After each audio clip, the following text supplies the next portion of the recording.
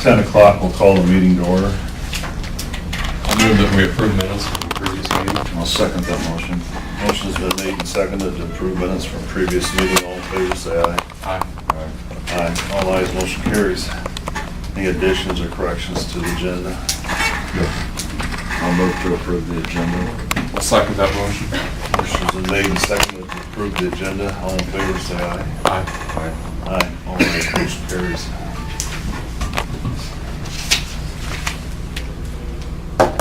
Everybody here from SAC that want to be here, or?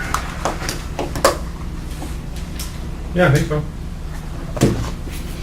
You ready for it? Yeah. Sure. Well, last time we were here, we kind of came with the new paperwork with the idea, the proposal for the urban development area.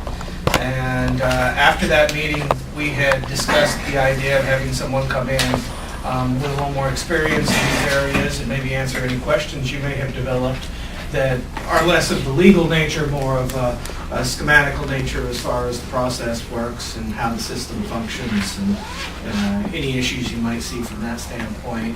So we contacted Region 12, and the man himself offered to come up and speak with you guys. So without further ado, I'll let Rick take the reins from here and maybe answer a couple of questions you might have, maybe tell you just a little bit of an overview of how it works. And we also have kind of some pad questions we'll hit him up with to kind of answer some questions we think you might have. And just Or that we might have, for that matter. and let it kind of flow from there. So Rick, why don't you kind of give him an overview of how it works? Other than to say that as we talked before, this is kind of similar to what Sibley did up north, where the road moved out of town, just immediately out of town. They had some economic development opportunities right on the edge outside of city limits. They wanted to take advantage of city utilities as part of the development opportunity, and so a joint deal was worked out between the county and city to take advantage of those economic development opportunities. It was only possible because the utilities were available to do such, and both parties, in fact, the entire county benefited in talking with them, benefited from the project. And in fact, since then, I believe they've done another one and talked of doing a third project associated with this type of effort. So it's been pretty successful for them, and so that's why we were proposing the idea here is that we'd have a framework in place so that if we have an economic development interest come into our midst and they want to know what we can jointly work out to benefit them in that type of area, we could then already have the framework in place to do so. So, Rick, why don't you? I don't want to be elementary about it, but certainly it's good to have the discussion happening now so that if you get a project, if Boy gets a business that's interested in coming in along Highway 20, that you have some context that you can talk to the business about. We know that we have this area where we can locate the company. Because really in the economic development world, the best thing to have happen if you've got a green space is that you know that you can get that acquired, you know you have the sewer, the water, the road available, the telecommunications, you figured all of that out for them, and then are able to answer questions like what type of incentive might be available. Because as you know, TIF districts can be very flexible in how you provide benefits to that company coming in, but you have to have that superstructure set up before that happens. It might be that you use the TIF district, like in this case, that you need the dollars that you're going to get from that tax increment to make sure that all of the utilities are there and that it's essentially a shovel-ready site for a business. In an area where you've got that taken care of or you have extra dollars available, you may make a financial incentive to a company much like Carroll County did with Iowa Corn Processors there west of Glidden, where they were able to provide a financial incentive for the company to do, just a cash incentive for the company to be able to expand. So looking at where your TIF district should be, where your urban renewal district should be, is good. Now here, it can happen a variety of different ways. The way the city, as I understand it, has proposed it to you is that they're not looking at annexing that property and just creating this on their own, which could be something they could do. They've come to you to do that joint project where you would be the ones establishing that urban renewal district and you would be the ones establishing the TIF district within that urban renewal district. And with the joint agreement, they would be extending the utilities out, they would be covering police and fire protection, and that's in this joint agreement, I think, right? With fire, but not. Oh, right, not police, right. You've got, because the sheriff is the county, or the county by the sheriff. So it is a way to start that process that you can identify where you want that development to happen.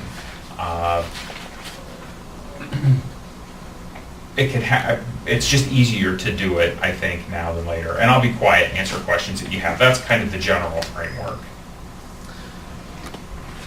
I know Rick has expressed to me in the past concerns, and I know we've drafted a little bit of information into the agreement, but the sunsetting of TIF laws, the sunsetting of TIF now. Right. Did not the legislature put into place a hard line sunset for new TIFs? Yes, for economic development, if you do it because the agreement, as I read it, that the city gave you was pretty open. You can do housing, you can do whatever you would determine needed to be done.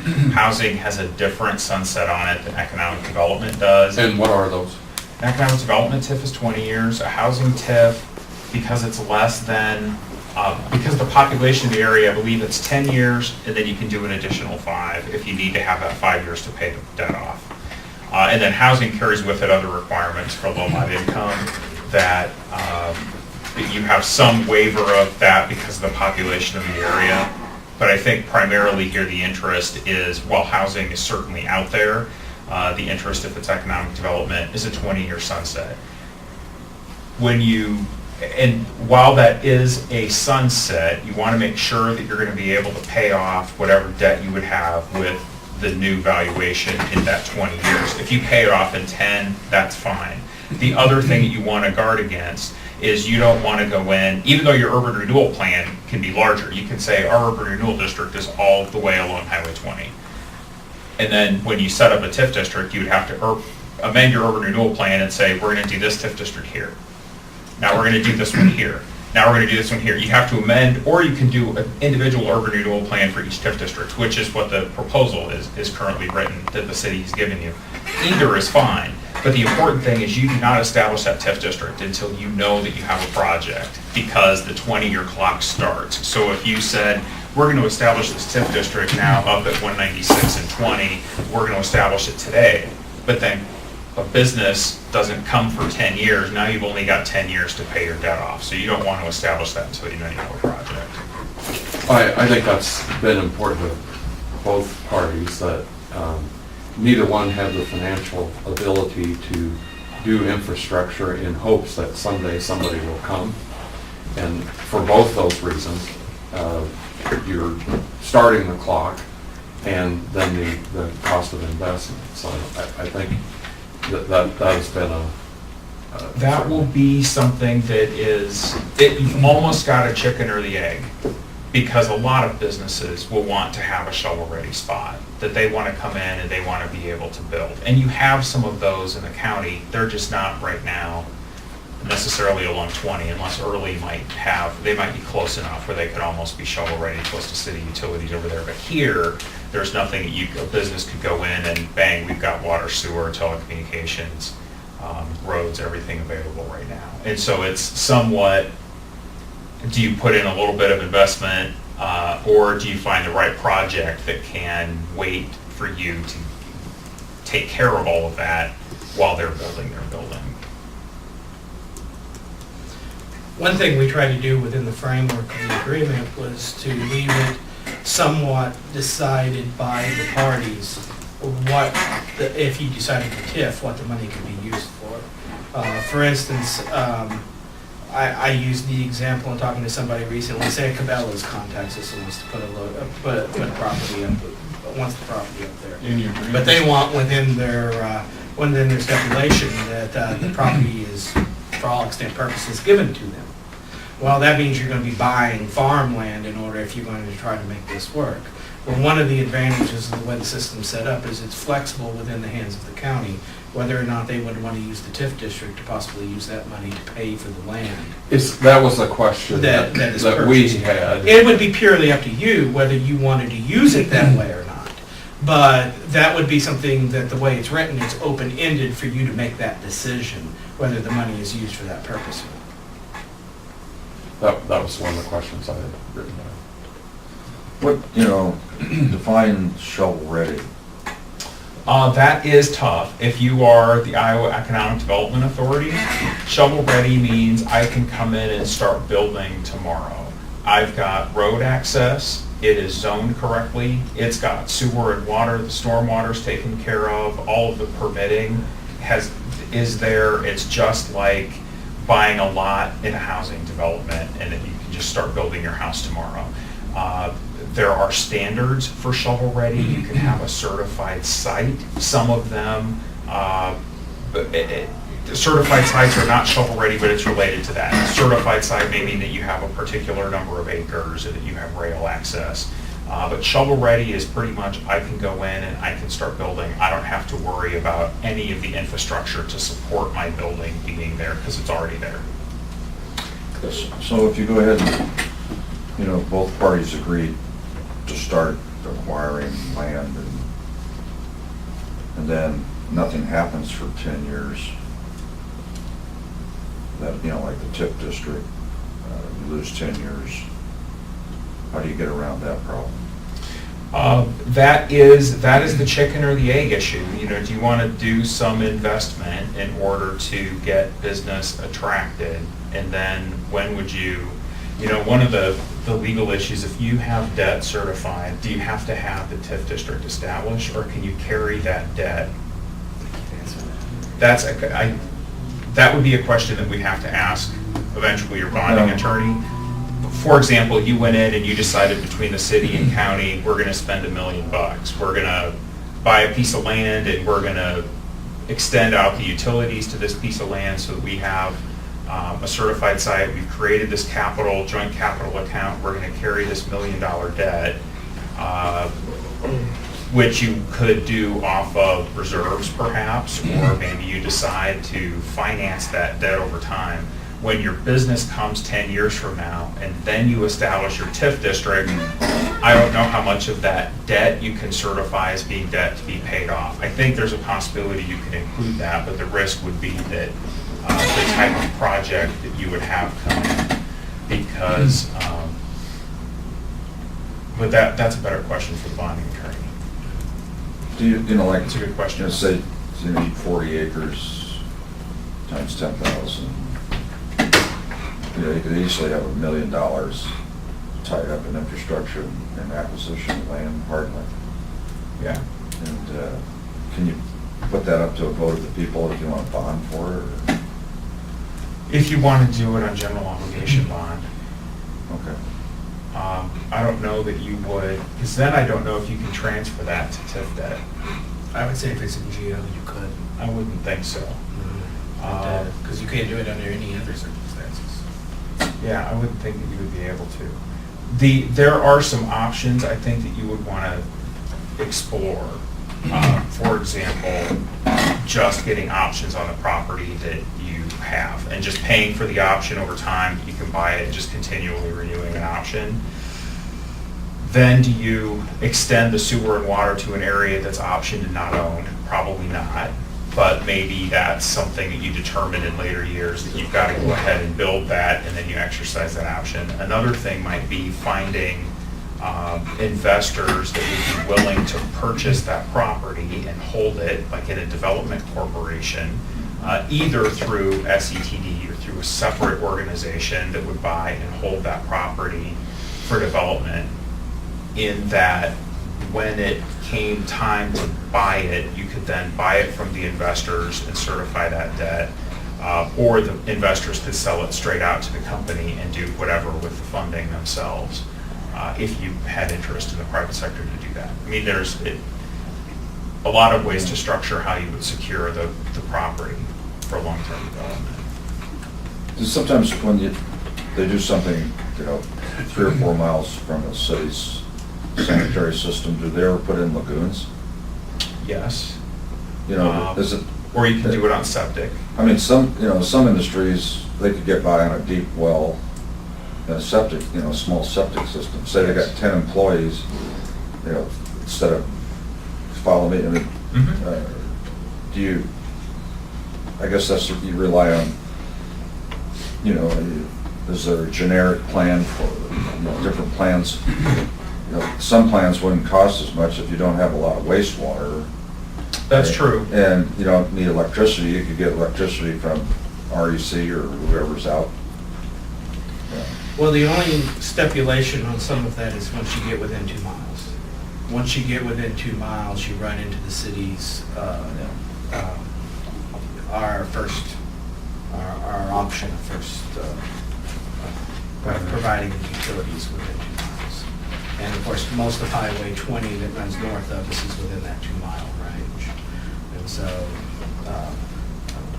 that's part of this, is to kind of have that idea already in place. And of course, the open-ended side for us is if it's something very small from a sanitary sewer standpoint, maybe we'd rather see them do a septic tank than run $2 million worth of sanitary sewer out for one business opportunity. But that's kind of the open-ended side for the city, just like the acquisition or road development and things of that nature would be more of an open-ended side for the county to make decisions on. In fact, the agreement says that sanitary sewer may be, doesn't say it has to be. Just looking at we have the city limit, this old map. Oh, sure. Have the city limit structure here. I mean, you have the consideration of to the east to N14. You have the consideration to the north, but the north and the east wouldn't come within the 2 mile. Correct.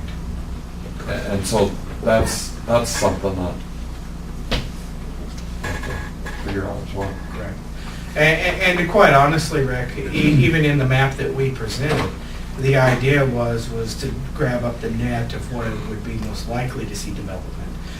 Another option is looking at doing this the entire circumference around town, going south and going more west. We really didn't focus on that in our initial ideas because we didn't see that as the most ideal location to see development occur. But particularly if we're talking about housing development opportunities, I know in the time I've been here, I've seen more housing development opportunities going south of town than I've actually seen going north of town. But of course, our focus on this was economic development, but the map, of course, is negotiable if either party felt that the map would benefit to go in other directions as well. Well, I think the industry pieces should be kind of to the top of the list, which you would think then would indicate that it would need to go north. I think the access of N14 or extension of 196 it is now, is a consideration just because of the accessibility there. Yeah, that's it'll be Highway 71. There'll be a brand new safety engineered road from 20 south. Yeah, I think you gotta think of beyond terms of Highway 20, especially trying to find a willing seller of property that's suitably located. Well, and if you look at where our map kind of indicates, you might see, if you look at the intersection between what would become 71, there's two areas that would be, of course, outside of what would fall within that 2 mile zone. But of course, then you have to ask the question, how close to the intersection are they actually going to be able to build anyway? And so when you start looking from that perspective, we pretty much cover everything south on 71, what would be south on 71, and on the and going west from the exit over on 20. So the idea would be is we're not only looking at 20, but you're absolutely all right. We're looking at the development of 70 Run going all the way. I believe our idea kind of was all the way down to basically where the bridges are. But it could be, it could be expanded down that way as well if there's. And there's nothing to prevent us in the future from even creating another development area that encompasses any areas we don't include in this one. I guess, what are you proposing at this point? The area that that's already been presented to you. Well, the map we have is just the town limit. We're not seeing the proposed area. This is the one that we were given. I think the proposal, Rick,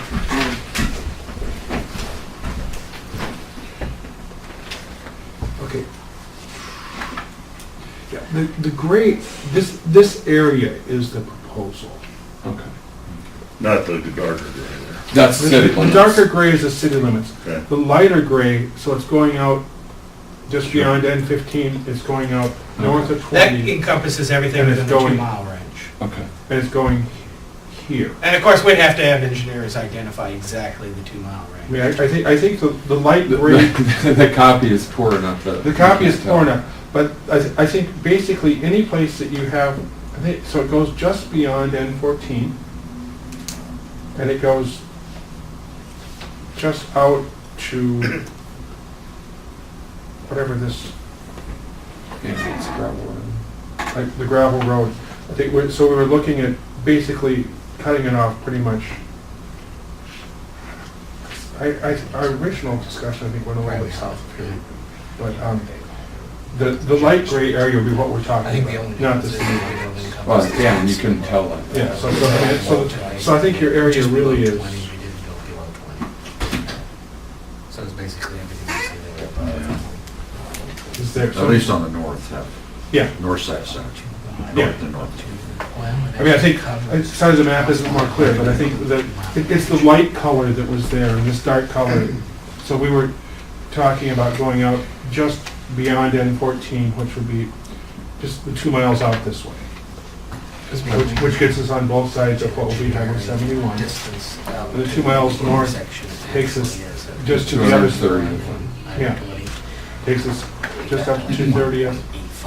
And over here, I think we were talking about going just out. So it's not feasible to go Mhm. here, but Just see that. I mean, does that answer your? Yeah, it does. You couldn't tell that by this. Yeah, sorry, I mean, yeah, sorry, it's, I think what this really is just a map that we chopped out everything that we didn't want in there, pretty much, although the copy might not have gone quite far enough south, but we're looking at. Okay, thank you. After really looking closely at the document, I mean, you did a really nice job on addressing a lot of different questions. I mean, I'm complimenting you on them. yeah, this doesn't happen very often. You want to write this down? It's on tape, so. The one consideration that draws our attention is the procurement of the land. And how that will be paid for. This document is indicating that we're responsible for that and procuring and paying. Well, I'll be real honest, that was a last-minute addition to it. Actually, is an attempt to provide an additional benefit to the county, with the idea that it would be county property that was being purchased. We assumed you would want to take the lead role in making decisions on whether or not that property was purchased. And then the second element of that is we thought you would want to have the option in there, if an opportunity existed, to decide whether or not the TIF district money could be used, if a TIF district was done, could be used to pay for that or not. Those would be elements that you could choose to do. But under no circumstances does it suggest that that is every element that you have to activate. Okay, that's why I use the particular example of like Cabela's. Someone's going to draw a heavy tax collection opportunity, it's gonna have lots of employees, something like that. I can see that would be the type of areas where we'd be talking about land acquisition. I would not assume that in most cases we would be talking about an opportunity, about a situation where we'd be talking about land acquisition. That was thrown in at the 11th hour as something that, to give you, we wanted to at least address it in there so that it was clear in both parties' case that that was an option available in the package. That would need to have some different language then, because that's not, that isn't how I read that. Okay. So that's one point of, How would you like to see it changed? I would have to think about that and draft something, but, and probably even have legal advice to that. But that was one bullet point that drew my attention that needed. Even if we were to say activities may include any combination of the following? That, yeah, I mean, that would, I mean, that would make it rather than just clear. saying activities, said activities may include any combination of the following. You're looking at the second page under development. Correct, under requirements. Yes, B, first B of requirements, and then B of that bullet point. And Project then cost of actually going back to A, the activities.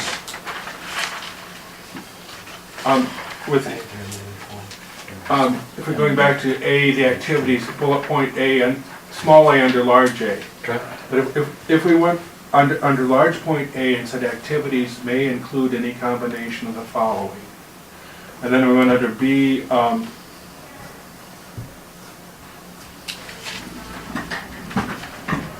under big B, little b, Roman numeral 1, any property that might be acquired as a part of the joint agreement.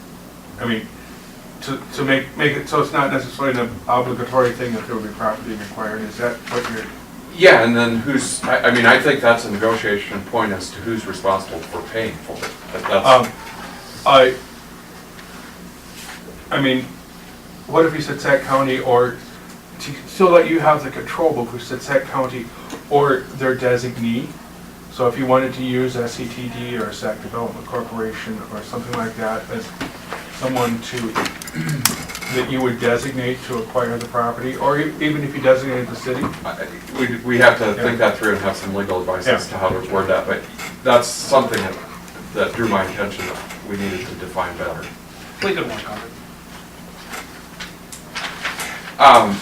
The other thing that I had underlined,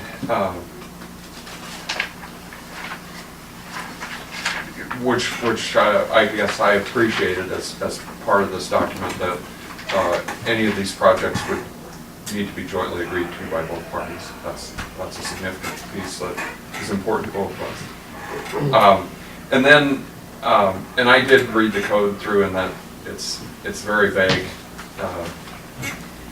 along with having 14 bullet points after each paragraph as to other places that you need to check. But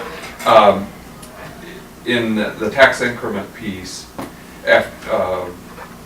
bullet point C, after each party has recovered their costs, including debt service, revenues shall be distributed according to Iowa law. What code section is that?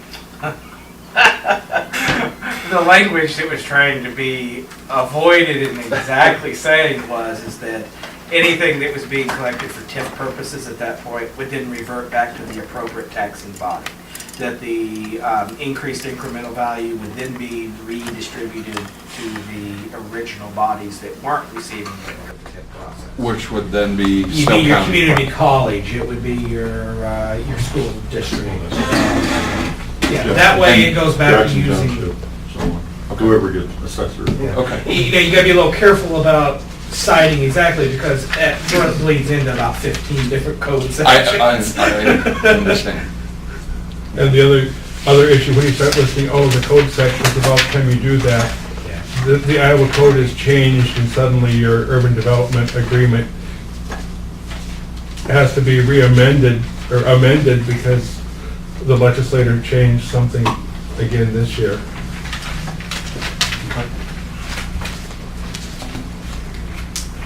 You know, the jointly agreed, we get a proposal and both parties look at the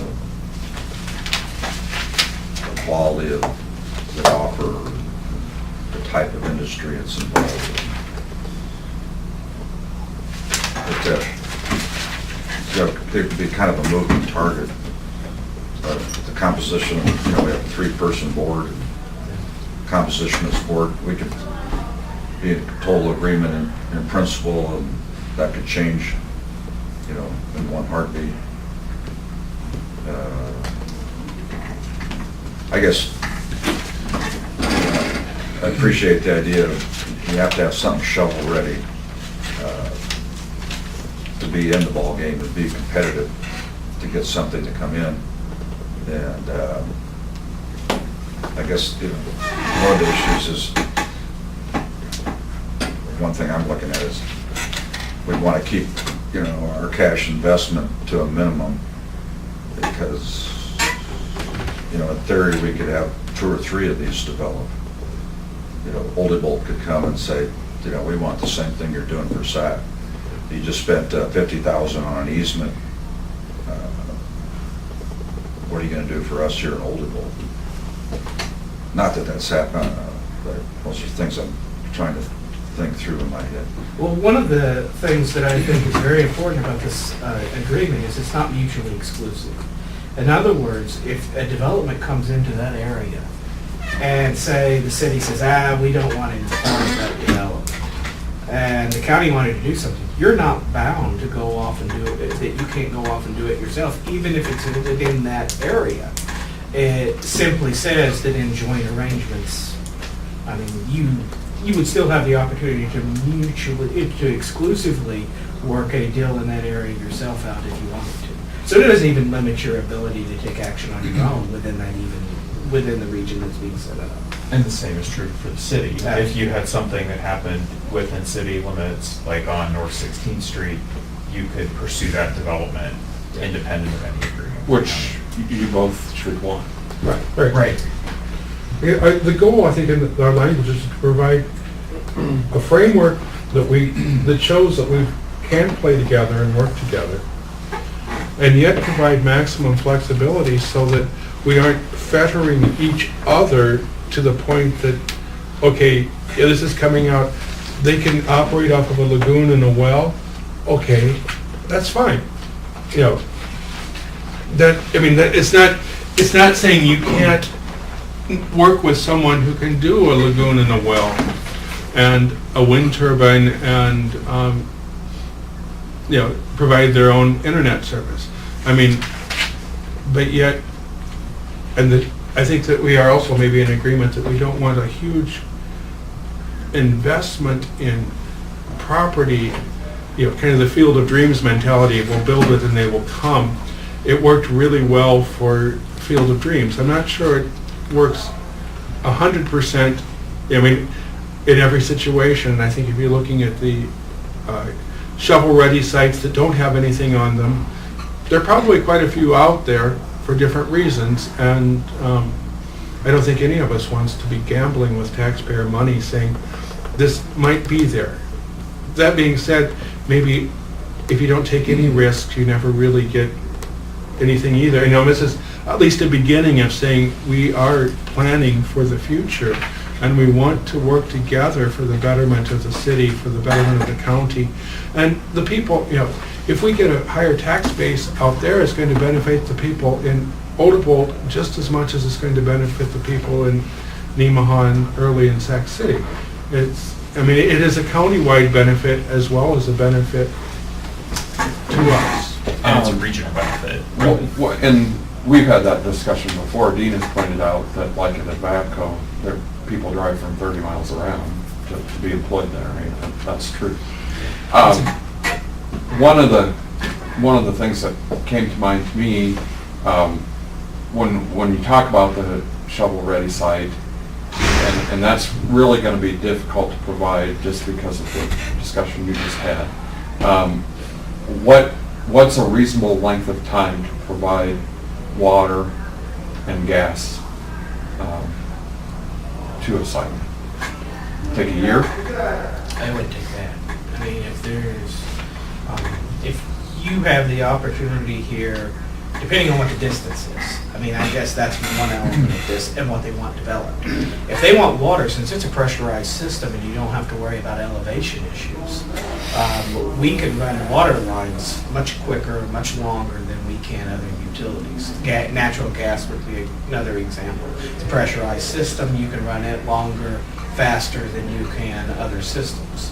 Sanitary sewer, on the other hand, unless you're doing a lot of pump stations, you're going to have gravitational issues. So it does take more money and more engineering to do a sanitary sewer system. But depending on the length, as far as how far out from city limits, would, to some degree, and what they want to do, would dictate how quick it can be done. But in essence, depending on the ideal circumstances, say they want water, say they want gas, and say they're a quarter mile outside city limits, we could have that up in a matter of weeks rather than a matter of months. How far does your sanitary sewer go out by Schenkelberg's or Domino's? About to there. It doesn't go out past that. But it is there. Yeah. But of course, we have some water lines that run out past that. Yeah. So, And the important part about this agreement is that you're talking about it and that you have a framework so that, because if a company calls Chloe this afternoon and says, hey, I know Highway 20's through, we'd like to maybe talk to you about what incentives might be available.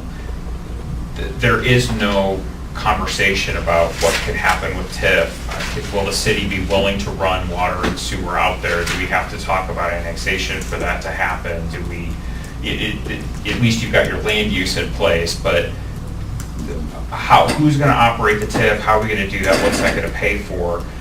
This gives her, from an economic development standpoint, a tool to be able to at least talk to businesses that our county and city have discussed this development. They understand each other, they're in support of development, they know what each other's role is going to be if we have a business to locate. So it saves you several steps, and because companies, when they look to locate, they're going to pick where they want to go. If it's there, if it's in the city limits of Sac City, if it's over by Early, wherever, the company is going to pick what's going to be best for them, but they look for reasons to eliminate you. Do you not have the right workforce? Do you not have access to a 4-lane? Do you not have rail if they need it? Or what other issues there are? And if they call her and she talks about, well, we've got to talk to the county, we've got to talk to the city, and now it's going to be another 2 weeks or another 3 weeks, you're off the list because other communities are ready and to talk to them about sites. and I think for you and I, Rick, probably it answers the biggest question. How are we going to pay for this? There's a framework already in place. It's not guaranteed, but there is a framework in place to be able to answer what is the golden question to me. How are we going to pay for this? We have a plan in place on how we could pay for it if we want to. If it's something we want to do. And then when the company talks about what can you do for us, well, there's some things that you need to know from the company. How many people are you going to employ? Because if it's 2 and you're going to pay them $8 an hour, maybe you don't want to do a lot. If it's 10 and they're going to pay them $60,000 a year and they're going to create $1 million worth of valuation, you can make some decisions. What does that $1 million worth of valuation buy you in TIF dollars? How much do you have to spend in order to get the utilities there that you think you can take care of in a 20-year TIF district? Does that leave you any money left over to throw some cash back at them? Or maybe do a small abatement because you know you're not going to be eating into your TIF revenue that you need. Can you provide them land and pay for it then if you have extra dollars? Or what might you be willing to do for 10 jobs that pay $60,000 or 20 jobs that pay $40,000? At least then you'll have a framework set up that you can start making those decisions to determine to what level you will provide incentives for the company to locate there.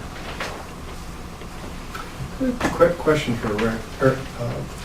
How shovel-ready really should we be to be realistically, in the game for attracting an industry or business? Based on your experience from other communities in the area that you serve and from, meetings that you've attended?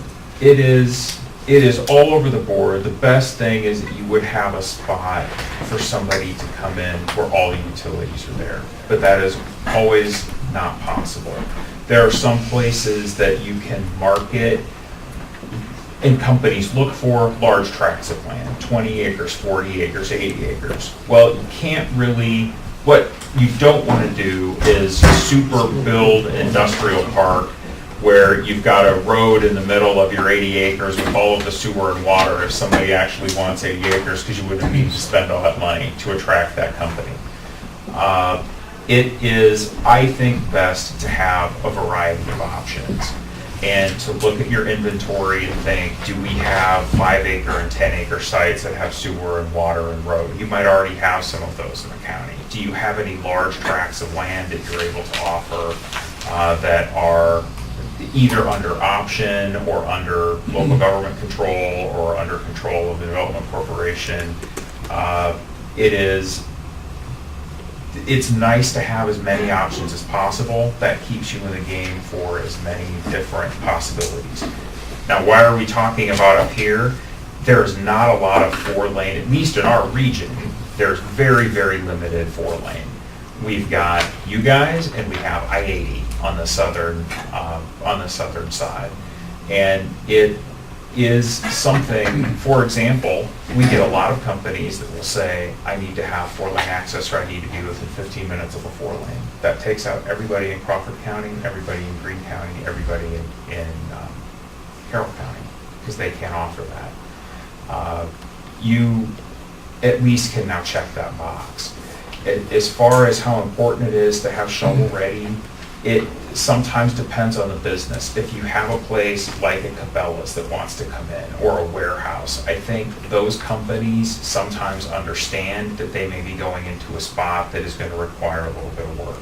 But they don't want to wait forever, because you might be competing against Fort Dodge or Des Moines or Rockford, Illinois, that may already be ready. You also can't spend all of the taxpayer dollars to go out and create something that may never be used by anybody in the next 50 or 100 years. I know that that isn't a very good answer. The answer I can give you is, I think it's important that you have these conversations and you nail down how you can work together, so that if somebody is interested in that 4-lane up there, that you can answer them. It's important to start talking to landowners to see who, or to identify, we think this intersection, that's where we want to have business locate. Talking to landowners to see, would you be willing to sell, would you be willing to have an option, so that in the back of your mind, you know what you might be able to market. And then just keeping your nose to the ground, working with Chloe, listening to the partners at Western Iowa Advantage when they go to trade shows, and we're talking to site selectors, what they're looking for. Do they really need to have all the sewer and water in place, or just guaranteed that it can be there in 3 months or 6 months when they announce the development? I know that's a very long answer, but I don't have you need to have 80 acres that are shovel ready. I think a lot of it is you need to have as much research done as possible, and you need to continually research, because that changes because we heard from Ken yesterday that now there's more of a move towards businesses looking for pre-existing spec buildings that they can lease, so that they don't have the expense of buying that building or putting it up front. He found that from talking to some of the site selectors that he's been visiting with in Minneapolis and Chicago. That is the economic developer for Greene County. And that changes over time.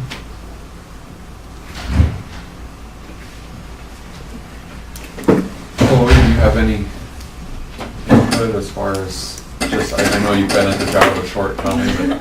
I just, like kind of what Rick said, I think just kind of keeping each other in the loop, or, working together, because I think,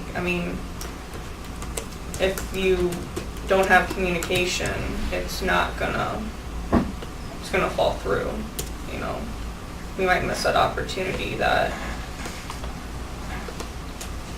It might be in our interest, or the group's interest, to have a meeting with legal advice and read somebody that understands real estate and the legal the whole issue of options.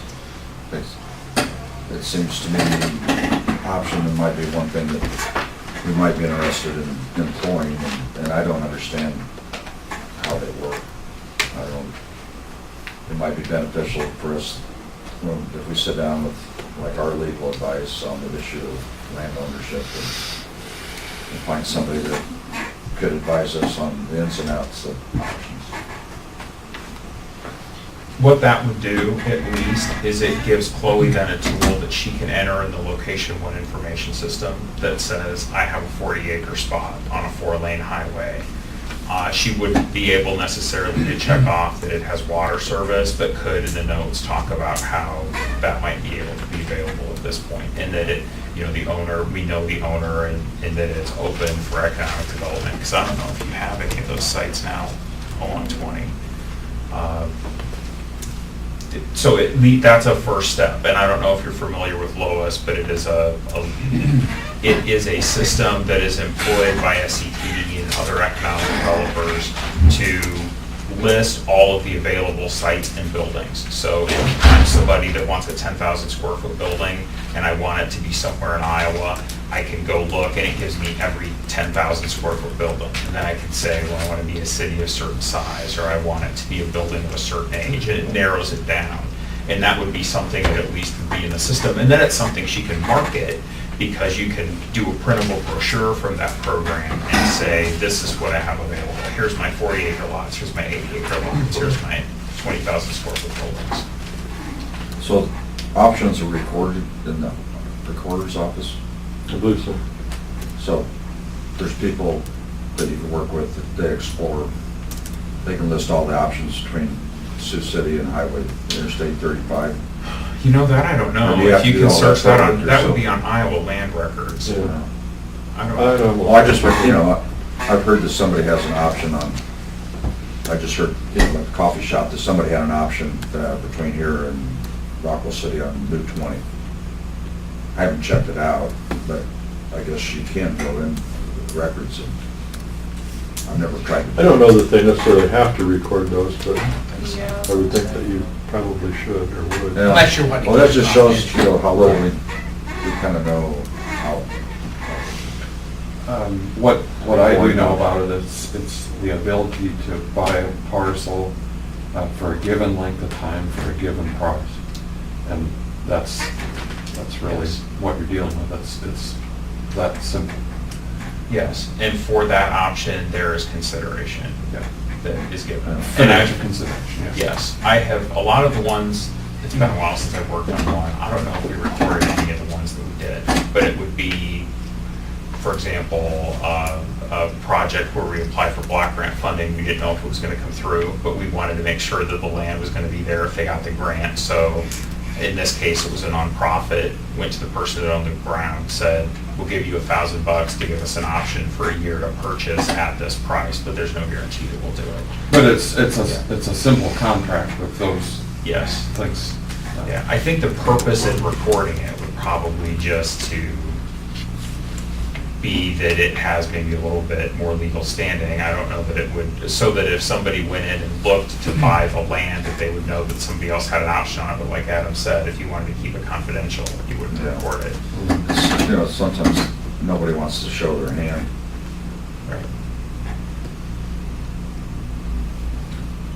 Well, gentlemen, I'd be happy to, if you want to move it into a legal discussion at this point, I mean, if you want to arrange possible discussion between the county attorney and the city attorney on some of the terms, I'd be happy to do that. It sounds like you guys also want to do some looking into the land element of how you might want to word that, how we might want to word that. Yeah, I mean, And understand, from our perspective on the land thing, that was added in to give you guys today and in the future the option of incorporating it, whether you chose to or not. And if it's something you don't want to incorporate, that's your choice. I mean, you're not going to hurt us either way if you decide whether you want to incorporate that or not. But as you heard from both Rick and Chloe, it sounds like it does have a benefit to do so. So, and that's, again, I'll compliment you on your work on this. It's very good. You know, it's a new area for us as well. I mean, it's something that we're learning about, just as you are. I think it's great that you're looking at it, because we, 4 lane is a great asset, and it's a regional asset, because you know if business locates here, people are gonna drive in from all different places. And when you think about a particular area. You know, everybody thinks of a larger multi-county area and what you have to offer for job opportunities, and what you have to offer for even complementary businesses. If I'm going to come and work at a job in Odable, I want to know that that isn't the only employer in town, that perhaps there might be other opportunities for me if my family lives there, that I may get a job in Sac, or I may get a job in Carroll, or I may get a job in Ida Grove. And so I compliment you guys looking at that, because this is a very important asset for the region, and not only for the county. And I would encourage you to look at that language that you're talking about and keep it as broad as possible, because really you want to have every tool available to you, because you never know either what you may need or what a business may want that you can otherwise offer to them and want to offer to them for whatever project they have. I'd hate to see us 10 years from now having an opportunity, a golden opportunity, and being said, oh, we're going to use this tool to do it, and then discover that 10 years earlier, we didn't incorporate it into the options to be used in the program, and so it can't be used as a part of that program. Of course, we might always be able to, amend it if there's something new that comes up, or there's a best practice that somebody finds from ISAC or the league or PDI that we think we need to incorporate. I know my experience is anytime I go to do something, the tool I really need, I left back in the workshop. You know, and you know, it's nice to have all the tools at hand, and it's better to have them there and not need them than the other way around. But so, do you? I mean, we can obviously use city attorney, we can use county attorney, Colin and Ben. Or would you rather talk to an attorney that has more expertise in this kind of area? I think we probably should do all of those. As a first step, in not only of the advice, but as a courtesy that your on-staff person needs to be visited first, and then maybe move on to that third one with expertise in the field. But I think we need to make that stop first. Well, if you'd like to discuss with Ben the land portion and any other changes he wants to make, and when you're ready, let me know. Okay. I'll activate Colin to take part in the next conversation with us then. Sounds good. All right, thank you for your time. Hate to be pushy, I mean, could we set kind of like maybe a time frame?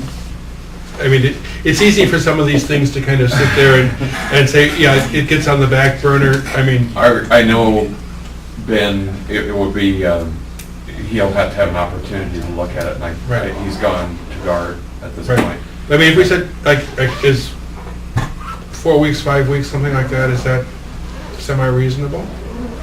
Yeah, I would hope that would 4 or be. 5, yeah. So if we would say, maybe coming back in a month would be a reason, I mean, We really need to visit Yeah. with him Yeah. to set that, but we will try and get it to him immediately. I mean, I hate to be pushy, but I know that it's real easy to say, well, we'll have so-and-so look at it and so-and-so, and for those of us who are proverbial procrastinators, it's easy to say it will happen, but this isn't quite, without a deadline, sometimes things don't happen as well, and I don't mean a deadline, but I mean, a target goal maybe is a better term than a deadline. I guess I would propose the 1st of November.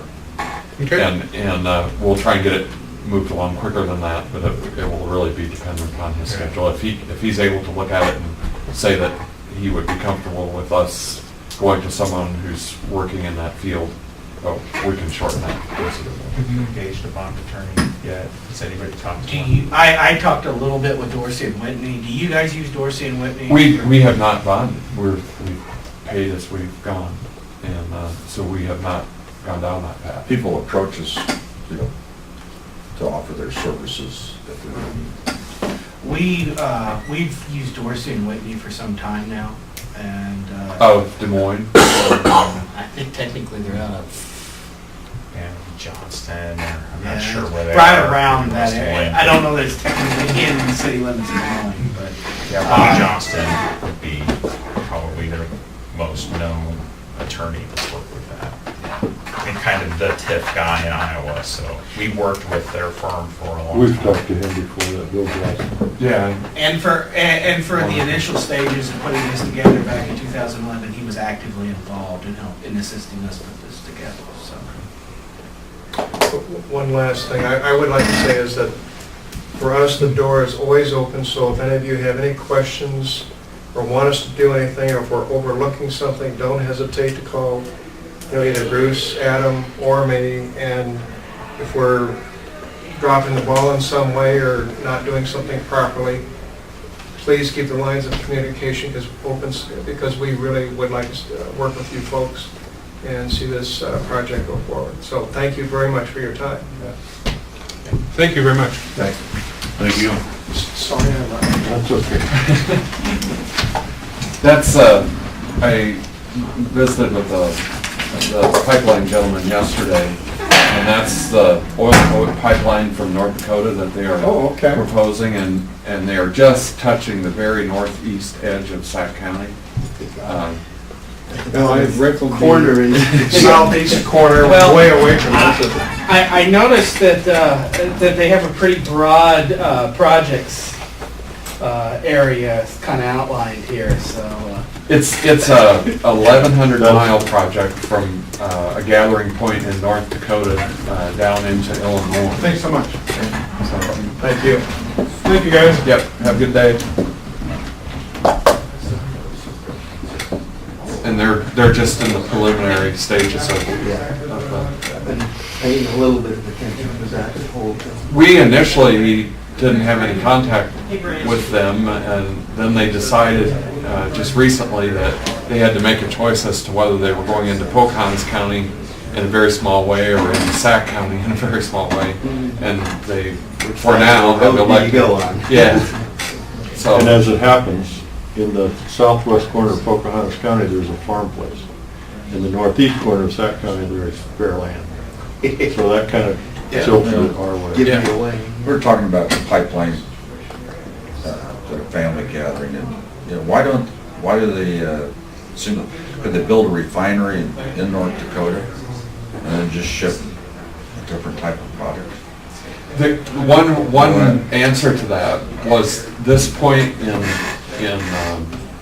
Illinois is a gathering distribution type deal where they locate it there and then send it out from there to be refined to a number of different locations. That was the Seems like answer to nobody that. wants a refinery. Yeah. Like if you're a city, refineries aren't popular. And it seems like, not picking on North Dakota or Iowa, but it seems like it'd be easier to get it done in, I'll just say North Dakota, than it would be in Illinois because the density of population and water, but I don't know anything about the industry.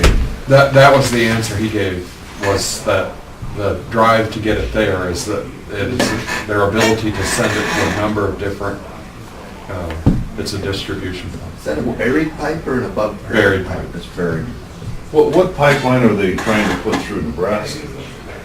The Keystone Energy? that's a different, That's a different one. That's a north-south. and that's kind of coming from Canada, and what, sand. Is that oil too, or is that gas? It's oil. It's oil.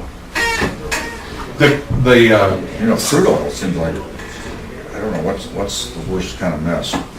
Natural gas, gasoline, or crude oil? What's the hardest one to clean up? If you ask the people in New Orleans, they'd say natural gas would be a hell of a lot easier to clean, which is understandable. I mean, you can burn that off, but you can contain it better. People say, is the Farm Bureau taking a stand on this pipeline? They are visiting, Last night. they actually visited the local one last night. Yeah. And they are Farm Bureau is in favor of this in most cases because they're recognizing the fact that way too much track space is being taken up by the oil That's what, And transportation. it's putting the bind on the green ship. Right, that's correct. And so I think they are, on one hand, they're not wild about it because of property rights, but on the other hand, they are recognizing that it's taking up way too much. I think one thing they want to safeguard is drainage tile, not the Eric just walked in. No, because I read that a lot of people that have got one tile line or they got pattern tile.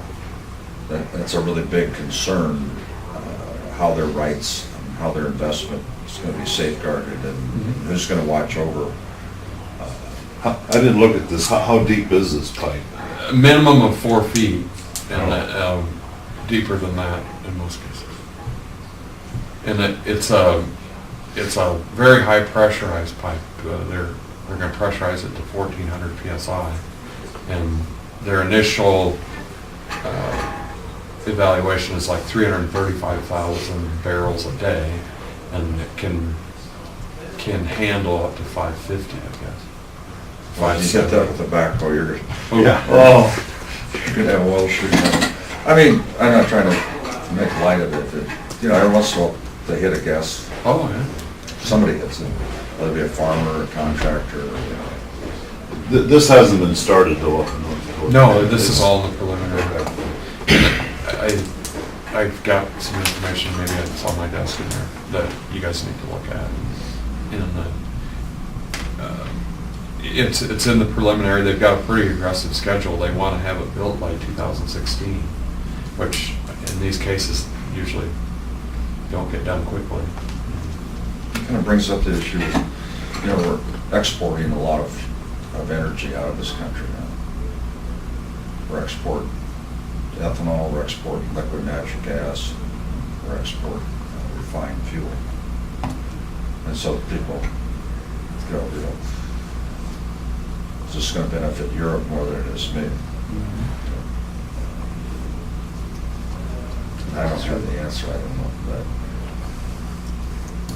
What's the lady's name with the chambermaid? I mean, Brandy Ripley. the obvious, you That know, was we her- found all this natural gas, my propane hasn't gone down at all. You know, so who's getting all the propane? You know, when I first heard about it, you know, I'm going, well, I'll heat my home for less and my crop drying will cost less. Well, that hasn't been the case because, well, there's never increasing appetite for it. The utility companies are, you know, converting a Well, lot of didn't coal. they guarantee Ukraine so many gallons of LP or natural gas? The part of the North Dakota deal is they're, from what I had read, if this is accurate, they're only capturing less than 30% of it. They're burning it. They're just burning it off. So. Eric, you can come forward. Good morning. Morning. Morning. Didn't think I was gonna make enough time to get held up in Calhoun County a little bit. Same conversation over there. Just wanted to stop in this morning and kind of give you an update on some of the stuff we got going on. A couple of work orders that we've talked about. DD 65, we talked about last time Greg and I were up here. We do have, I think, maybe you guys got that today or right there, yep. So that is ready for you guys' approval. What is, that's the, It's a bulkhead washout that we had done a repair on it last year that in the heavy rains this year washed out again. So we're gonna put some bigger, heavier stone on it, do some other erosion control measures and try and get that stabilized. That's just about a mile out of town here, just north of town here.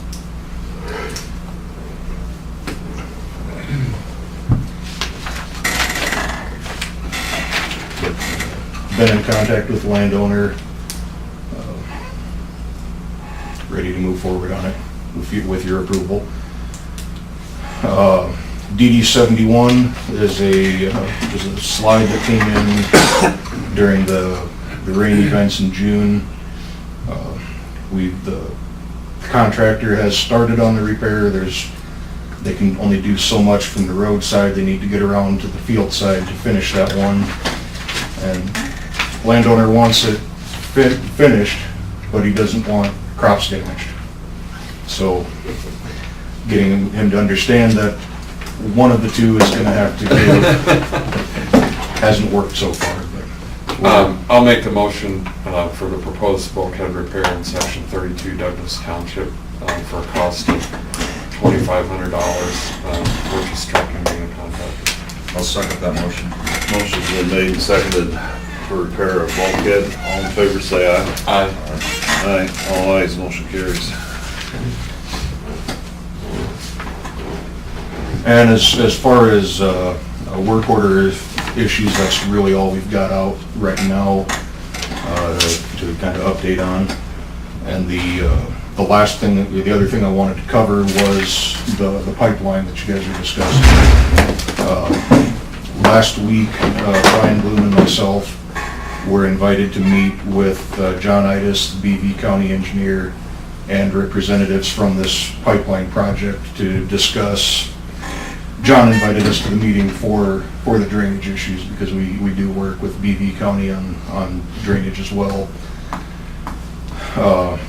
Sac County and Calhoun County both have a utility agreement that is used whenever telephone, gas lines, or whatever like that crosses a drainage district facility.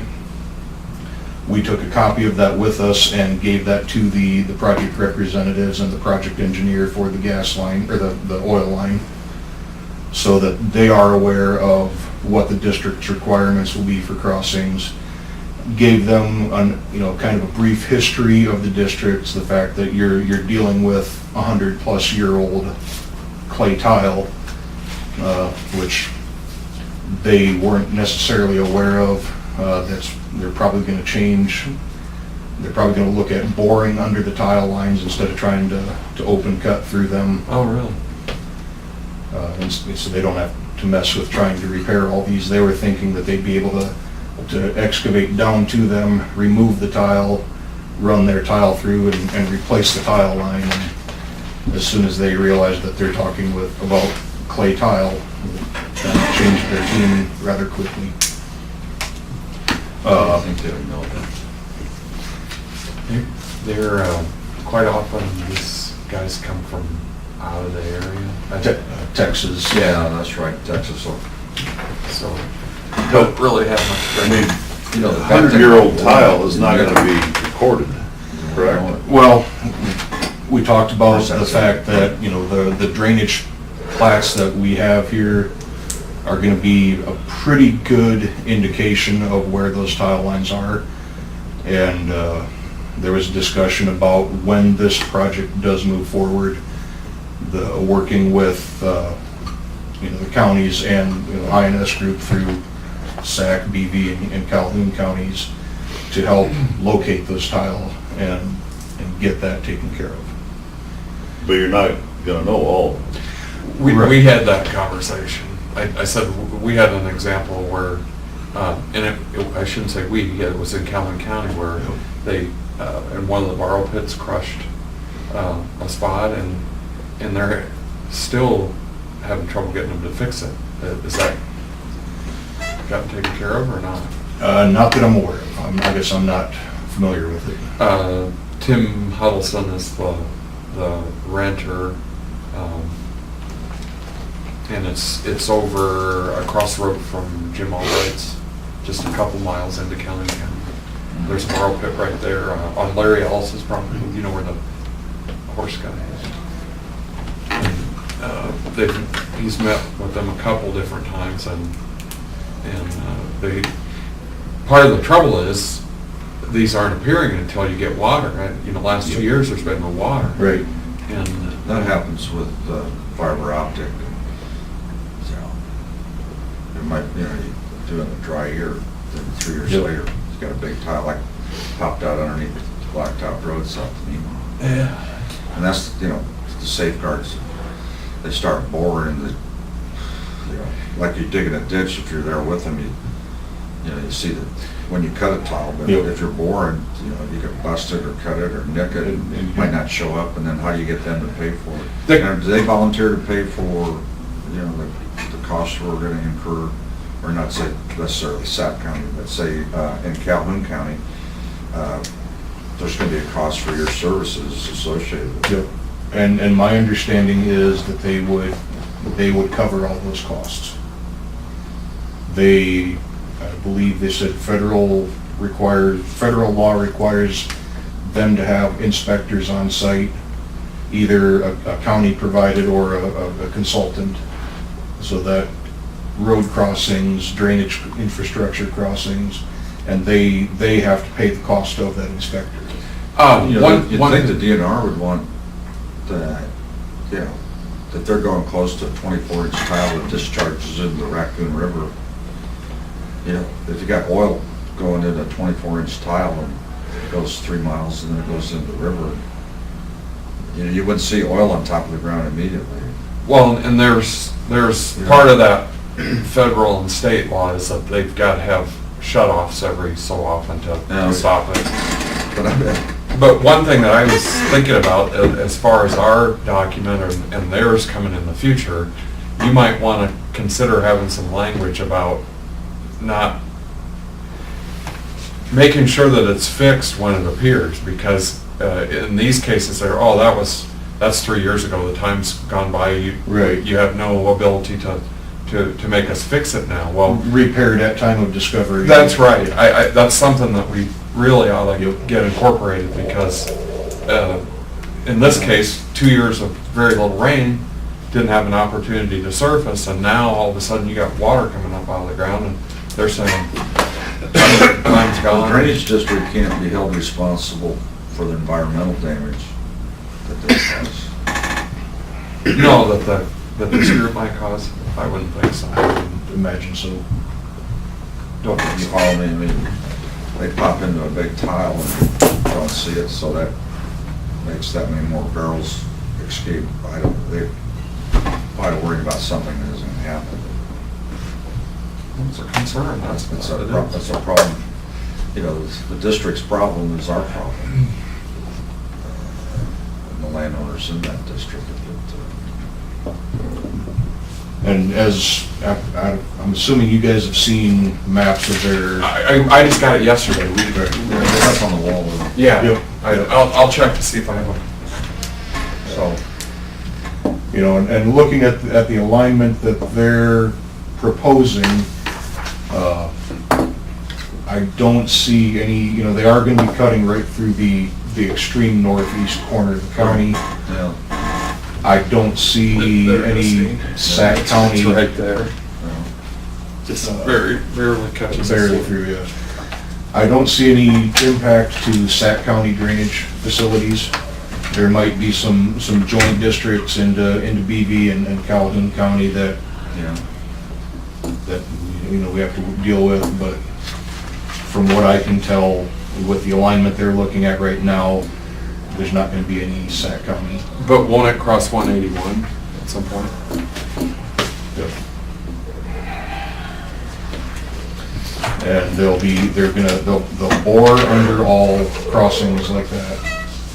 And I wanna say that they were talking 10 feet under. Four was the minimum. Under like a stream crossing, like under 181, they wanna be plenty deep under that. That's the time frame of when. And don't quote me on that exact, I was thinking that they were looking at significant depth under rivers.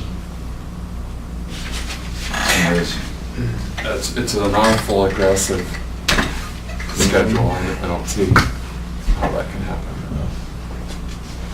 They told us they were thinking of starting in the winter, spring of 2016 with 8 crews that they claimed they'd make 5,000 feet a day. That's almost a lot. That's an awful lot of trenching. You guys want to see that? Have you seen it? I haven't seen it, I'd like to. But, well, it's actually before that, because this proposal is pipeline permit issued 3rd quarter of 15, facilities in service 4th quarter of 16. So Yeah. they're saying that they would be doing most of it in 16, to be running by the end of 16. It's an aggressive. Is that all steel pipe or plastic? I believe it's a steel pipe. With a liner. Yeah. They probably have sensors, you know, so many gadgets go by that, and it's the same, you know, so many feet down, those gadgets aren't, and they know that there's some going in our tile.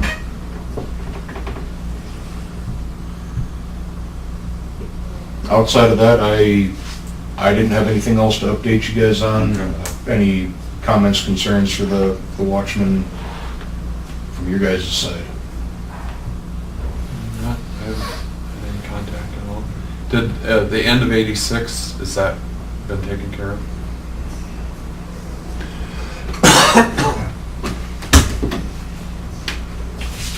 I would have to check on that.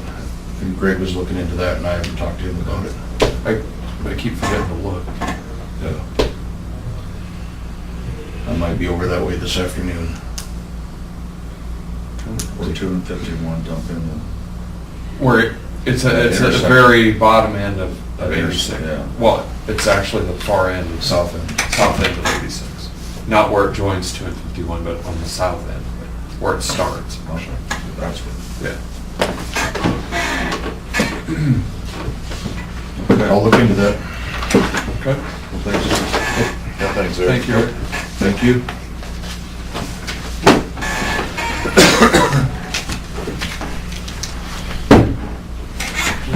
When do you get Becky up here to abate these taxes? No, that's me.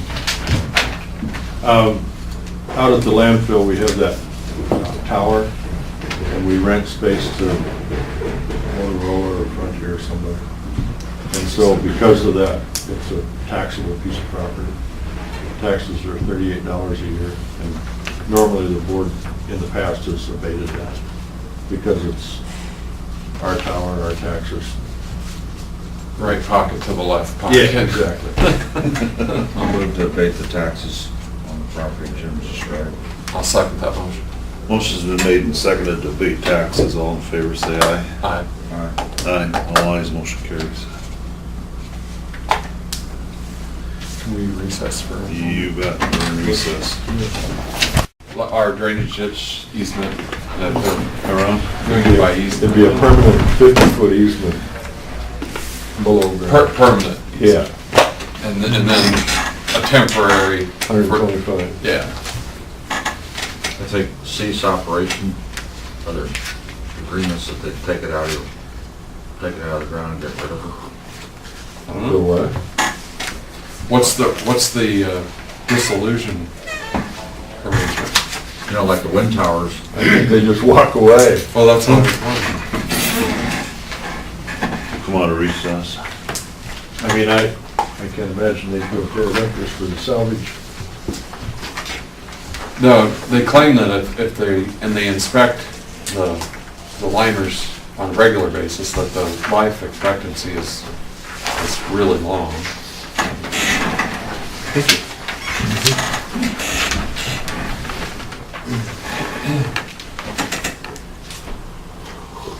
County crews, laying gravel roads, rescheduling culvert replacement on Dean Avenue, north of 400th Street.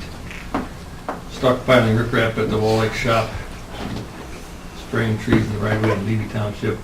Building driveways on 240th Street and Esther Avenue in Cook Township. Graveling the unofficial detour route for D36 bridge closure. At the south intersection before it turns back west to come back to 196, I was on it this morning, or maybe you came around that way. I came the other way. Did you? There's pretty good tracks down on that intersection, I'm sure, from the semis having to make a big corner. So it probably better have some rock. Well, they had, the rain yesterday morning didn't help anything. They had the road closure signs up, but yet they were letting people drive through, and people got used to driving through till after dinner. Sure. And then they finally got started removal, and they said they had vehicles driving down in there when they were starting the removal, trying to get through. Well, no, I mean on the detour. Right. People were going through, and then all of a sudden, they couldn't go through, and so then they had to, they might have taken a different route if they would have known they were gonna end up going that way. But So south of the, It's right at the intersection of where you turn to go back yeah, west. south to of one- south of the fertilizer plant, a mile and a half. Yes. Can't remember what street that is. The Old 20s 255th, so. Yeah, yeah. That riprap they're stockpiling, is that coming from From the pavement. 59? Yeah. Are we getting all of the concrete? Yes. Every bit of it's going there to Yeah. us?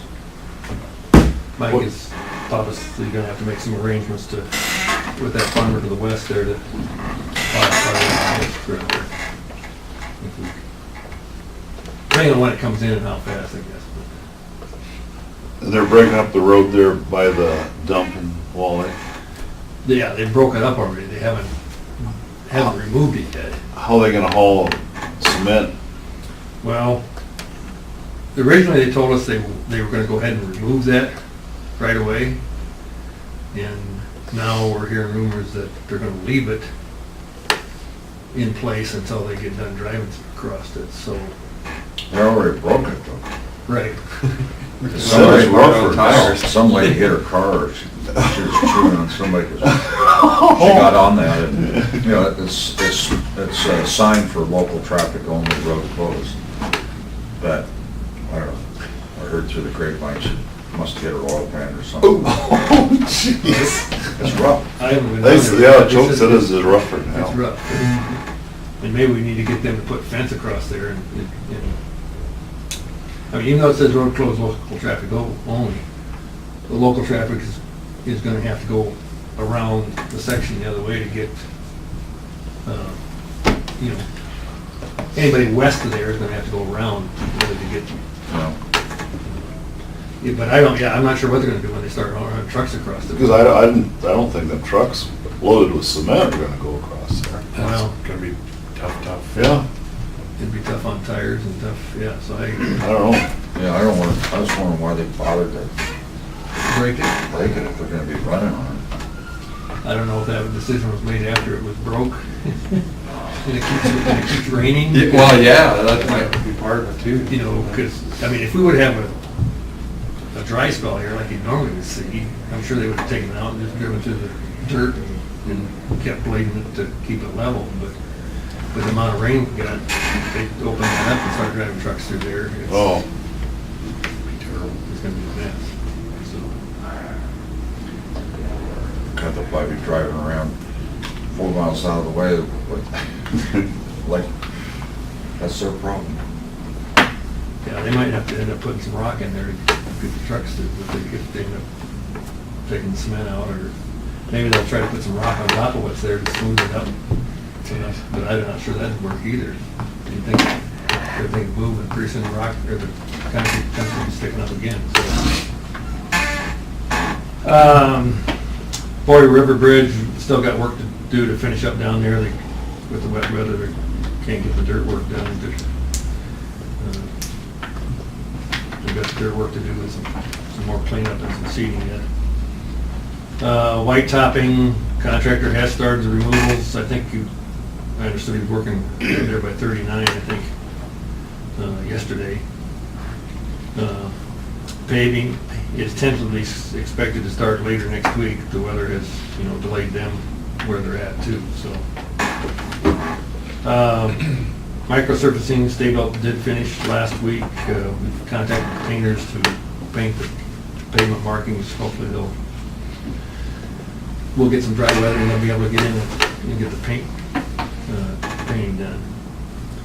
Patching contractor plans to saw later this week and start patching next week.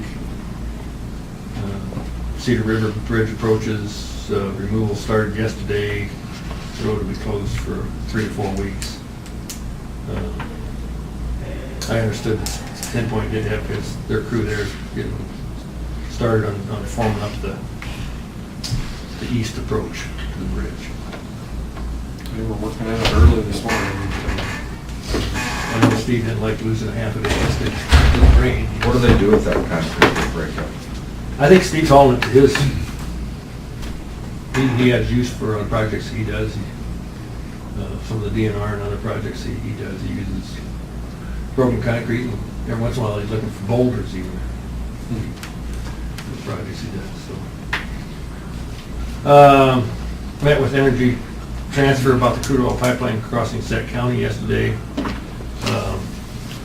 We visited about this briefly in Calhoun this morning too. Calhoun has not had their meeting yet. We just had it yesterday, and we had some discussion about it, and passed the stuff around. I did get an email from a consultant out of Des Moines that is trying to suggest that the county would hire them to do the inspection for the county on that project. Part of what he sent me was this. This is only the first 36 pages. I think there was 97 pages total, because he included in here with all the Iowa code sections that apply to pipelines and installations. And there was an Attorney General's opinion in the back of here that,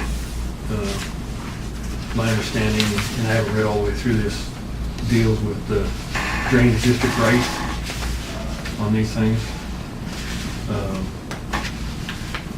I gave the Calhoun County Board a copy of this, and I was going to give you guys a copy of this too, but because there's because part of this is a interstate pipeline, or the whole thing is, I guess, it falls under federal regulations, and there's certain federal regulations that, preempt the state regulations. One thing the board over there was talking about this morning was the idea that, maybe they should require that the pipeline be installed at least 6 foot deep. And I did find in here, it says,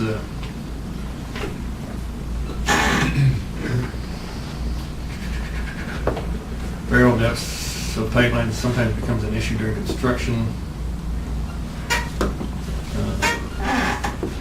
For intrastate,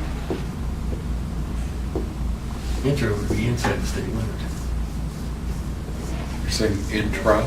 Yeah, intra. In tilled agricultural land, a minimum cover depth of 48 inches is required by rule. County inspectors do not have jurisdiction over the depth to which the pipeline is buried, with one possible exception. Would occur when the tile could not be repaired under Chapter 9 standard because the pipeline would intercept the tile line. So that, if I'm interpreting that right, they're saying that has to be below all field tile then, with what you just said. Well, I think that's, and my understanding from him yesterday was that they would try to go under all field tile. But we know very well that some of that county mainline stuff is down deep. Yeah, it's way deeper than that. Some of that's 8 feet deeper. Now, I think it did say in here, the county couldn't require that, but I think if the landowner says, I want you to go under every tile, no matter how deep it is, I think the landowner's got that right. Really? In his negotiation. Again, I've never dealt with one of these pipelines. I might try to talk to some other counties, see if other counties have been involved in that field. But it highlights here in the back, it's, there's certain stages where the county is supposed to be, or is required to inspect.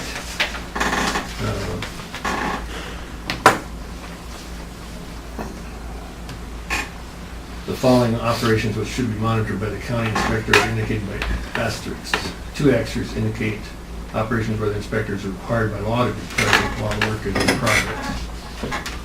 And a couple of them with 2 asterisks are topsoil removal and stockpiling, trenching, and backfilling. Damn it, I thought maybe the board would be interested in looking at that. I don't know if at your 181 meeting next week, I suggest the board over there might be a discussion item if you want to talk about it a little bit.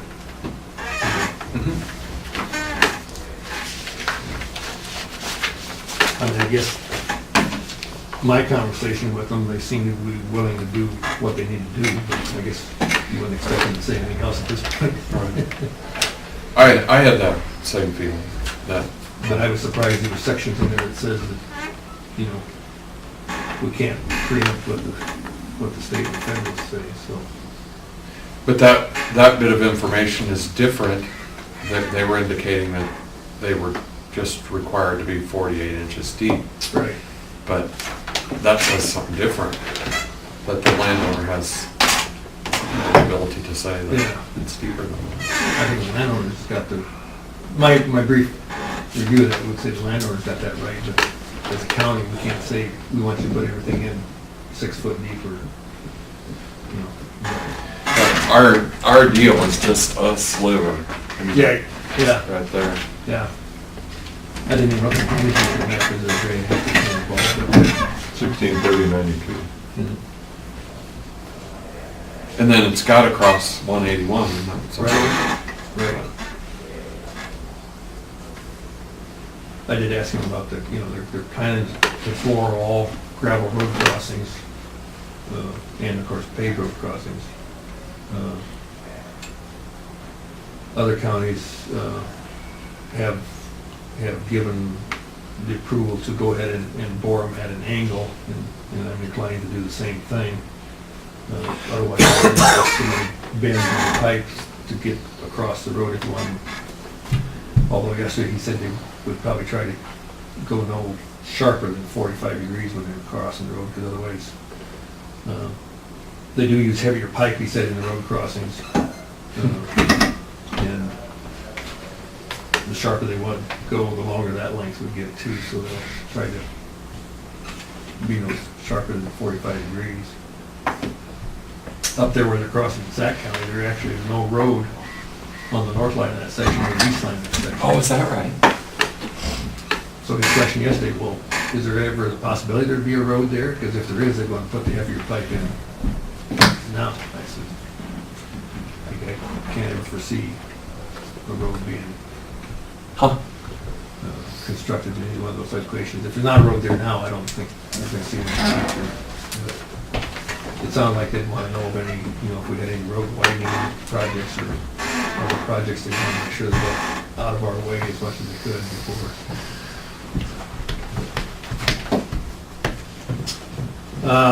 Item 4 there, did receive a request from Mail to vacate County Road, 208th Street, between section 32 Jackson and 5 Wall Lake Township. That thing came from Lynn Garles, who's got all the ground on the south side of the road, and I think he's got a half mile on the north side. So we'll investigate that. I'm familiar with it. Oh, you know where Charlie Olson used to live? That dirt road. The bridge is already gone, The bridge is still there. but it's blocked. It's closed. What do you do at the bridge? Tear it out? I need to talk to Lynn and see whether he's got any interest in keeping it. I mean, we would do, I guess, similar to where we vacated these other roads, if the landowner's got an interest in it. Just give it to him for $1. Sell it to him for $1. Yeah, that's true. But there'll be barricades on M68 and, you know, so people don't try and. Well, it'd be just gone. Well, it'd be up to him. If he, I mean, that bridge has been closed, and I didn't go back and look, but I think it's been closed for 30 years, 40 I'm years. gonna say- Would you leave I'm the- gonna say closer to 6 or 8. Would you leave the other road access then if you eliminate that, or do you? I need to talk to him, because in his letter, he wasn't real clear whether he was talking about, it sounded like he more wanted to close the east half mile, but I'm not sure there's any reason to keep the west half mile open. Well, Unless he isn't that Schramm on the south Schramm's side, on the down south. west end? Gene That's Schramm not owns the road. south end and see, Charlie Olson's on the Yeah, and he south just, side, on the east side, and then, I don't know who owns that. but he just bought Charlie's.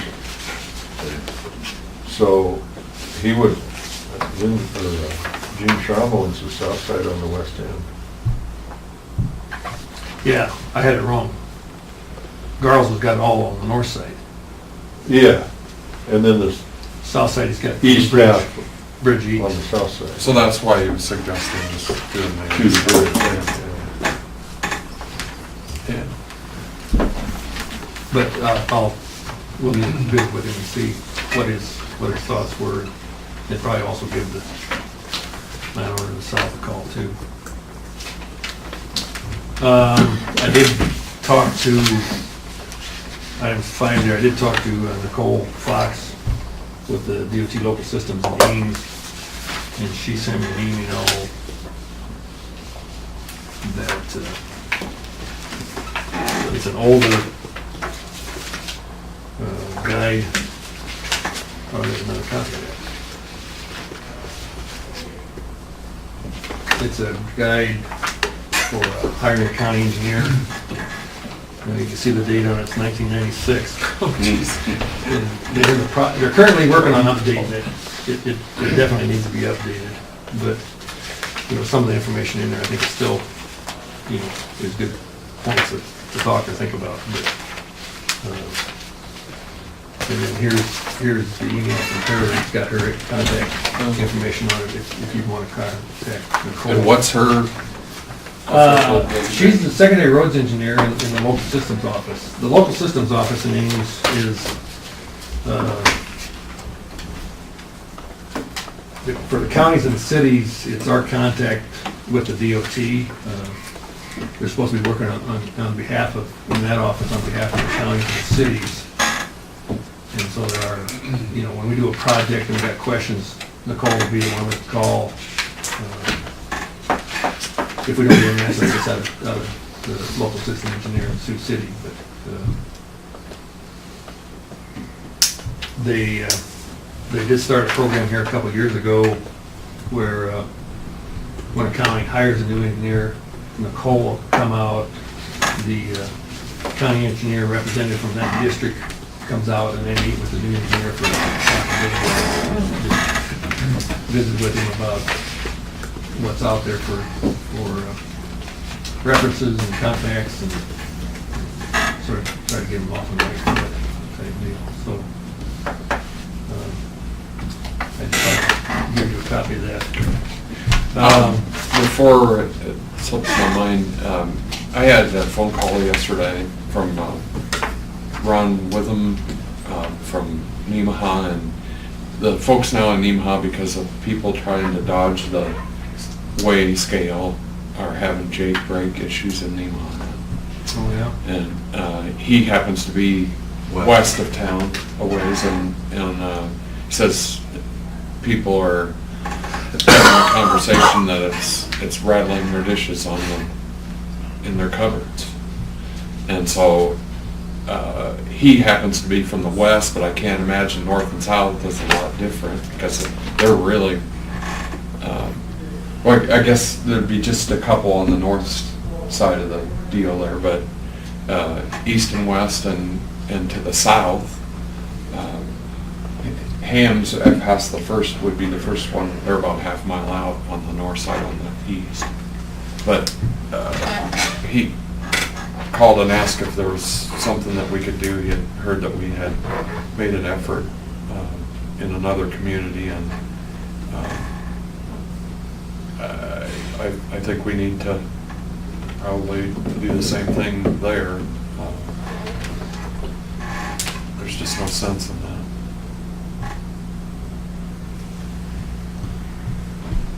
I wonder which, of course, I guess if you're gonna do it, you do it all for them. Don't you think, if you're, Because I don't, Since the sign's been put up in Lytton, has it really helped? I have not had contact. We only got them north and south. The east and west, have they been done? Or that has not proceeded, has it? yeah, we've got those up too. Do you? I'll have to look now. I know. Have we done the resolution for it?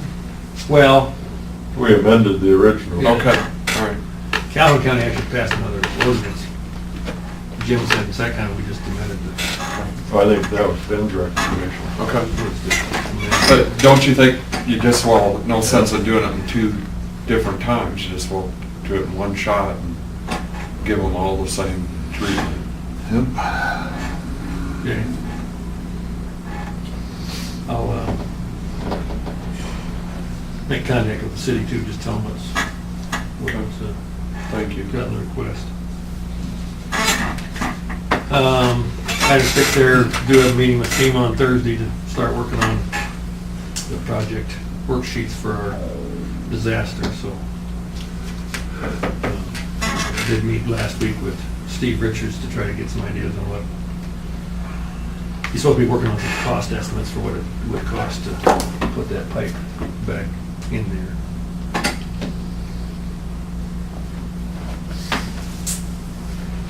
Dean, you got that email where I sent you those contacts on that, contractors on that pipe? No.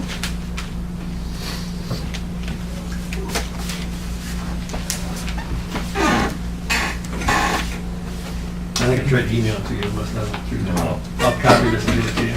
Or you can look at it and I just looked. I'll make copies of it. That was the 2 projects we've done. Took quotes on this summer. And then did you get a copy of the email I sent to Chris about the safety committee? My email filled up while we were gone. Okay. No, it was But downstairs. I sent it to him then too. Oh, okay. It was in there. Yeah, I think I brought it up. Okay. I brought it up yesterday. Should be on your desk. Okay. Chris and It Dean. might still be on mine, but it's up here. I don't. You want to copy that? Thanks. Just tell them the truth. I deleted it off my computer, so. So we're on our own? Yeah. I lost all my emails that came the 2 weeks I was gone. Okay. I got it cleaned up, so I'm getting emails again. And I can figure it was that important, I'll check with you, make sure you got it. Oh, no, I think you got it bounced back, it wasn't delivered, but then. Yeah. That's why I guess I had Kim call the office and they just said send it to Jim, so we sent it to Jim, so. That's all I got. Thank you, Ron. Oh, I know, one question. On meeting next week with Calhoun, did you guys want me there, or you got a group that? We're board wanna gonna talk? post a meeting date for 12:30 at Pizza Ranch in Stormville. But did you want me there, or you want to? Can be if you want. I guess It's you guys fine. want to visit first and then, Doesn't matter. I mean, Well, I think you should be there. okay. I'll try to put some thoughts together too and print them out and maybe try to email you that ahead of time. So that's next Monday. Yeah, after the 181. Where'd you say that was at? Pizza Ranch in Storm Lake at 12:30. We have a drainage meeting, a 4-county 181 meeting in Storm Lake, so we're just gonna meet with Rockwell and talk about Ron's position at 12:30. Or say 12:30 or 1 o'clock? 12:30. 12:30, I think is what Calhoun was, Okay. they figured they'd publish it early enough, and then you didn't get to talking about it till 1, or, depending on how long your other meeting ran and how long it took to eat, so. Okay.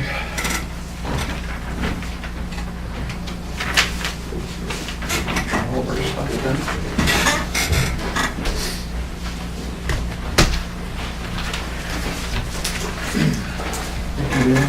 Make a motion to adjourn. I'll second that one. Motion has been made and seconded, adjourn. All in favor, say aye. Aye. See you guys. All ayes, motion carries.